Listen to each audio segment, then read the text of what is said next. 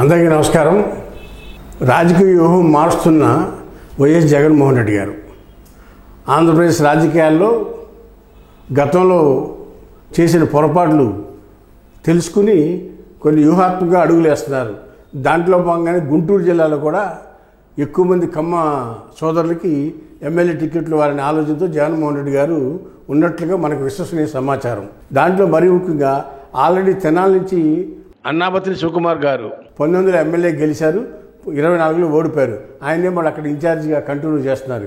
ఇకపోతే పొన్నూరు నుంచి గతంలో కిలార రోసి గారు ఎమ్మెల్యే ఉంటే ఆయన గుంటూరు నుంచి ఎంపీగా నిలబడి మన అంబటి రాంబాబు గారు తమ్ముడికి అక్కడ సీట్ ఇచ్చారు.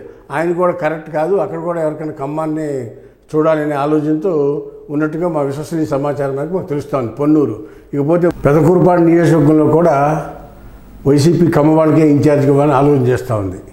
ఇకపోతే వినుకొండ నుంచి బొల్లా బ్రహ్మనాయుడు గారు ఆల్రెడీ గత ప్రభుత్వంలో ఎమ్మెల్యేగా కూడా పనిచేశారు, ఆయనే ఇన్ఛార్జిగా కంటిన్యూ అవుతున్నారు వినుకొండ. ఇకపోతే చిలకలూరుపేట ఆల్రెడీ విడుదల రజనీ గారిని వైసీపీ ఈ మధ్యన ఓడిపోయిన తర్వాత గుంటూరులో ఓడిపోయిన తర్వాత తీసుకొచ్చి మళ్ళీ చిలకలూరుపేటకి ఇన్ఛార్జిగా ఇచ్చారు. కానీ ఆవిడ కూడా అక్కడ ఉంటుందనేది నమ్మకాలు లేవు.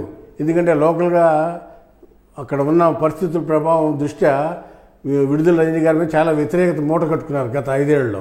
అందుకని ఆవిడ అక్కడి నుంచి మార్చి అక్కడ కూడా ఎవరికైనా ఖమ్మం అభ్యర్థికి ఇస్తే బెటర్ అనేది విశ్వసనీయ సమాచారం ప్రకారం తెలుస్తూ ఉంది. గురజాల నియోజకవర్గంలో గతంలో కాసు మహేష్ రెడ్డి గారు అక్కడ ఎమ్మెల్యేగా పనిచేస్తుంది.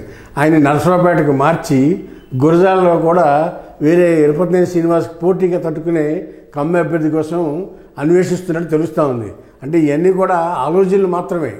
ఇది కనీసం 6 నుంచి 7 స్థానాలు ఖమ్మాస్కి ఇస్తే గుంటూరు జిల్లాలో అవుట్ ఆఫ్ 17లో 7 స్థానాలను ఇస్తే లోకల్గా మనకి కలిసి వచ్చే అంశాలు ఉంటాయనే దాని మీద పార్టీ పరిశీలిస్తూ ఉంది అని మనకి విశ్వసనీయ సమాచారం ద్వారా తెలుస్తూ ఉంది.